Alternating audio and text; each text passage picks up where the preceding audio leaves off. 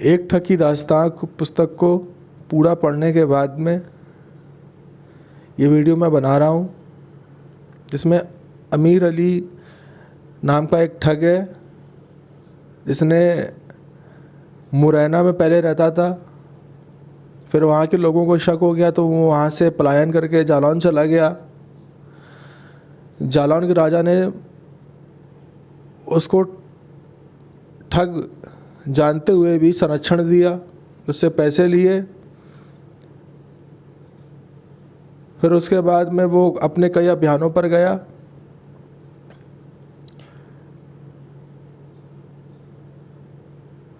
चीतू पिंडारी भी इसमें लिखा हुआ है।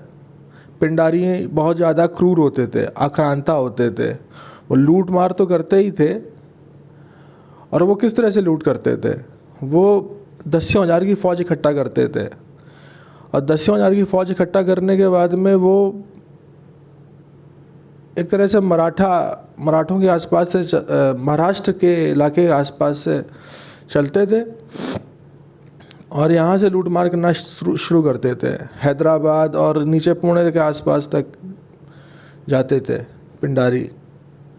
तो एक दो बार जो इस पुस्तक का नायक अमीर अली है, वो भी पिंडारियों के साथ में गया। फिर पिंडारी आक्रांता होते थे, तो पिंडारी लूटते तो थे ही, साथ में बहुत बुरी तरह लोगों की, जिसको लूटते थे उनकी हत्या भी करते थे, गांव के गांव जला देते थे। तो अमीर अली ने ये देखा कि मैं ठग हूँ, मैं सीधे सीधे मार देता हूँ, ये लोग मारने के पहले बहुत बेइज्जती बहुत करते हैं। तो कई सारे पिंडारी उसने मारे। तो फिर अंत में पकड़ में आ गया। फिर वहाँ से वो भाग के जालौन पहुँचा। जालौन के राजा ने भी उसको फिर पकड़ लिया। उसके पिता ने किसी एक सुनार की हत्या की, तो उसमें एक ठग ने, जो उसके ग्रुप में शामिल था, उसने मुखबिरी कर दी। तो इसके पिता को सजा मौत दे दी गई। और राजा जानते हुए कि ये ठग है, फिर भी जब ये चिढ़ गया था राजा, क्योंकि ये ज़्यादा गिफ्ट नहीं दे रहा था, बाद में देता था, पैसे देता था, 500 रुपये प्रति साल का लगान देता था, और भी बहुत सी चीज़ें देता था, लेकिन राजा चिढ़ता था। तो राजा ने पूरा इनके घर का सामान लुटवा दिया। और फिर उसके बाद ये लोग जो ठग होते थे, ये शकुन पे बहुत विचार करते थे। गधे का रेंकना, गीदड़ का बोलना, उल्लू का पेड़ पर आकर बैठना जहाँ पर कर रहे हैं, तो इस तरह के संकेतों को ये लोग शुभ मानते थे। और अगर कोई सफ़ेद खरगोश इनके रास्ते को काट देता था, तो ये लोग उसे बहुत बुरा साइन मानते थे, और उस रास्ते, जिस रास्ते ये जा रहे होते हैं, जिस रास्ते के लिए चलने से पहले शकुन विचारा गया था, तो उस रास्ते को ये त्याग देते थे, उल्टा जाते थे। ये इस पुस्तक में महत्वपूर्ण बात है। तो बहुत 200-300 लोगों का ग्रोह था, और एक शकुन अच्छा नहीं आया, तो इन्होंने वो रास्ता बदल दिया, वो अभियान ही कैंसिल कर दिया, लौट गए। और इस पुस्तक में ये भी दिया है कि किस प्रकार से अमीर अली इतना विश्वास करता था कि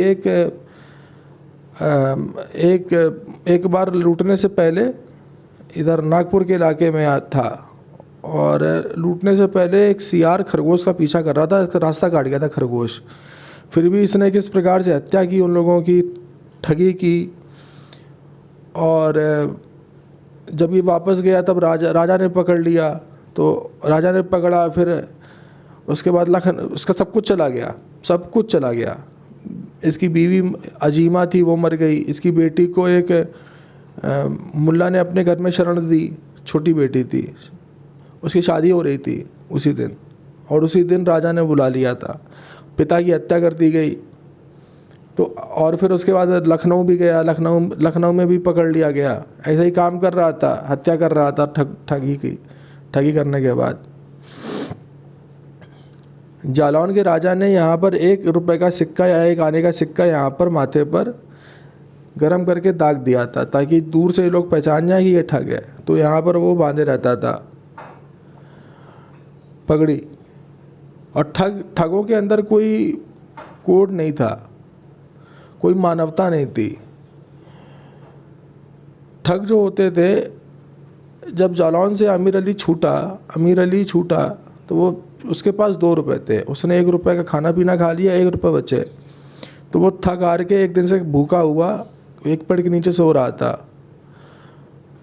फिर एक मुसाफिर आया, उसने उसे जगाया और अमीर अली उसे खाने को देख रहा था तो उसने खाना भी खिलाया अमीर अली को। लेकिन जैसे ही वो नहाने गया और उसने अपने तलवार और ढाल उतार के रखी, पैसे उतार के रखे और नहा के लौटा, तो अमीर अली ने उपयुक्त मौका देकर उसे मार दिया। अमीर अली का और ठगों का कहना यह था कि इसे विनाशकारी शक्ति की देवी भवानी देवी ने हमें दिया है और हम उनके भक्त हैं। हमारा ये कार्य है, हमारा ये फ़र्ज है कि हम इन्हें उनके पास भेजें और या फिर वापस रचनात्मक शक्तियाँ इन्होंने पैदा किया है उनसे लड़ते हुए हम विनाशकारी शक्तियों का साथ देते हुए, ठग जो है विनाशकारी शक्ति का साथ देते हुए इनको वापस भेज रहे हैं। ठगे अपनी एक भाषा बोलते थे जैसे रमसी बोलते हैं। अगर कब्र ये लोग क्या करते थे, लोगों को मारते थे, उनके सारे कपड़े उतारते थे, फिर उसके बाद उनके पेट काट देते थे ताकि लाशें जब फूलें तो मिट्टी ऊपर ना उठे। तो उसके बाद में तो उसके लिए पूछते थे भिल मंझे, यानी कि कब्र तैयार है। तो उत्तर मिलता था मंझे। और इनके ग्रुप में कई तरह के लोग होते थे। लुधाई होते थे, लुधाइयों का काम होता था शवों का निस्तारण करना। 200-300 का 100, 50-60 मामूली थे, 100 भी होते थे, कभी कभी 200 ठग भी साथ चलते थे, 300 भी ठग होते थे। राजा साथ देते थे, राजा हिस्सा लेते थे। गांव जैसे इलाका क्या था इनका, सागर बहुत इम्पोर्टेंट जगह थी। सागर थी, नागपुर था, अमरावती नागपुर के पास जो पड़ता अमरावती, वो अमरावती, कारंजा, वाशिम, नांदेड़, ये इलाके ये लोग अमूमन इस पुस्तक में दिए हैं कि यहाँ पर ये लोग घूमे हैं। हैदराबाद में काफ़ी प्रशंसा लिखी कि हैदराबाद उस समय भी काफ़ी बसा हुआ शहर था, वहाँ पे सेठ वगैरह रहते थे। तो इस तरह से इस पुस्तक में ये ज्योग्राफी बहुत यूज़ की। नागपुर, सागर तो ये लोग आते ही जाते रहते थे, ये समझ लो। और नागपुर जबलपुर, सागर, नागपुर, जबलपुर, सागर, ये इलाके। और जबलपुर से नागपुर का इलाका जो था वो बहुत बिगड़ था, आज भी है। आज भी जब भी कार से निकलोगे तो बहुत निर्जन इलाका है। उस समय 200-250 साल पहले जब ये पुस्तक लिखी गई है, जब ये पुस्तक की कहानी है, लिखी तो ये 1850 के 40 के आस बाद ही लिखी गई है, 37 में लिखी गई शायद। तो फिर ये जो आमिर अली नाम का एक ठग है, इसने किस तरह से कांड किए और ये शकुन पे किस तरह से विचार करते थे, ये पुस्तक में दिया हुआ है। फिर ये मुंबई भी गया, वहाँ भी। तो मुंबई से क्या होता था उस समय पे, मुंबई से रोकड़ियाँ चलते थे। मध्य भारत में अफ़ीम बोई जाती थी और अफ़ीम एक्सपोर्ट की जाती थी बॉम्बे से।